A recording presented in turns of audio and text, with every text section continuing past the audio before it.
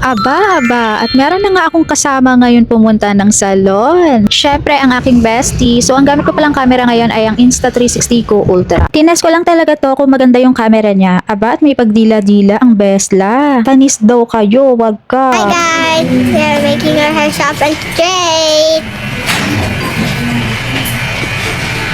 So, ayan na nga, nakaready na ang nonay at super excited yan. And yung hair ko, sobrang pangit na din. So, bakit nga ba siya kasama dito? Kasi mag-birthday na siya at yan daw ang gusto niyang gift sa kanya. Pero, ito talaga yan eh. Sasamahan lang talaga namin si Habi. Ayan, magpapaperm siya. Hanggang sa lahat na kami nagpagawa. So, yes, buong pamilya po kami nagpapamper dyan. Yung kay Daddy ay Korean perm and yung sa amin ni Nonay ay protein straight band. And si Chloe naman, ayun, nasa likod, nagpagupit lang siya. Pero alam nyo, ang swerte na ng mga bata ngayon, no? Kasi nung kapanahunan natin or yung kapanahunan namin, sinong magulang ang magsasama sa iyo sa salon, no? I mean, yung isasama ka sa salon para ipaayos din yung buhok mo, lalo na sa age nila ngayon. Tapos, ayan, gaya niyan kami, buong pamilya kami kapag nagpapapamper minsan mga mani pedicure. Pero, wag kayong mag-alala guys, kasi safe naman tong protein straight band. Pwede siya sa mga bata, pwede sa buntis, kasi organic siya, hindi naman siya chemical na kagaya ng mga reband or relax. Teka lang, may lumapit na pogi, hinihingi yung iPad niya. Natatawa pala ako kay Nonay dito kasi hindi siya lumilingon kahit kausapin namin, mata lang yung gumagalaw kasi siguro akala niya mapuputol yung ulo niya dito kapag nadali. So, eto nga, chika ko sa inyo. Alam nyo ba, nagsinungaling pa kami dito sa salon. Kasi may napanood kami nagpa-protein straight band na 7 years old. Tapos, si Krisha napanood niya rin,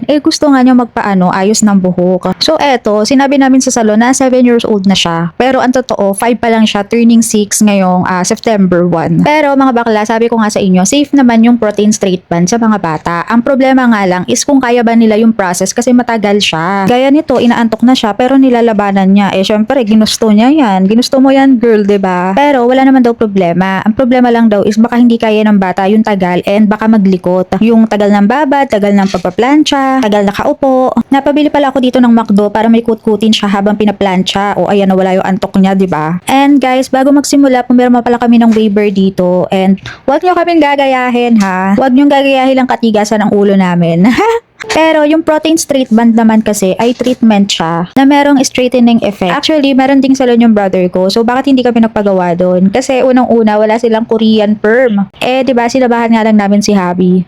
Kaya naman, MCHD, shoutout sa inyo. Baka naman, magkaroon na rin kayo ng Korean perm. Lalong-lalo na yung protein straight band para hindi na kami lumayo. Hindi ko na malayan, malapit na pala matapos si Nonay. Diba, straight na agad yung buhok niya. Yan na yung final wash. Hindi ka na mag-aantay ng 2 to 3 days para banlawan. Kasi pagka-plancha sa'yo, papaliguan na rin yan para makita yung final result. Tapos, ang nakakaloka dito sa batang to, wala siyang karekla-reklamo. Tiis ganda talaga siya. 6 hours kaya yan siya ginawa. Ako nga, 2 hours lang sumasakit na yung pit ko eh. Pero yung sa akin, 10 to 11 hours kasi lagi tumatagal sa pagpaplansya. Share ko lang pala, ang ganda palang gamitin itong Luna Ultra kasi navi-videohan ko si Krisha kahit binabanlawan yung buhok ko. Para tuloy ako may CCTV, sobrang ganda niyang pang vlog. Nalobat pala kasi yung Go Ultra kaya ito na yung gamit ko. Nung binili pala namin tong Luna, parang napangitan ako sa quality ng Pocket 4 ko. Kasi ang ganda talaga ng quality ng video niya, ang linaw oh. Tapos na pala siya, so after plansyahin, pinaliguan ako and then ito na yung final look pagkatapos ma-blower. Diba, straight na. Pinatrim ko lang ng konti, hindi na ako nagpa-short hair. Gusto ko na ng long hair ngayon.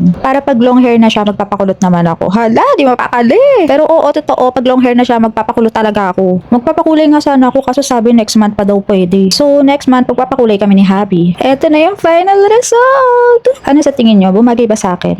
Malamang, wala naman akong ibang hairstyle. Ganyan lang lagi. Ang laking bagay talaga, no, kapag maganda yung buhok mo. Nakakadagdag talaga siya ng liwanag sa mukha. Nakakapagpangit yung buhok, minsan nakakatandang tingnan. Eto pala si Chloe kanina, na videohan ko pala siya habang nag-aantay. Pero nagpagupit siya, ayan, nagmukhang estudyante ang Chloe. Ano sa tingin nyo? Kayo humusga? Bumagay ba sa kanya? Pero siya hindi niya gusto eh. Gusto niya kasi lagi yung may bang siya. Siguro para ma-feel niya na long hair pa rin siya. And eto naman pala yung final look ni Nonay. Feel na feel niya yan, hindi yan kumukurap sa salamin. Grabe yung pagsak ng buhok. Ang ganda. Tamo, magaganda-gandahan na naman yan pag uwi. Naku, talagang pag ikaw may pahil-hil ng inner child paglaki mo, ay naku, sinasabi ko talaga sa'yo. Makukurot ko talaga yung singit mo. Good luck na lang din talaga sa magiging future boyfriend mo ay naku.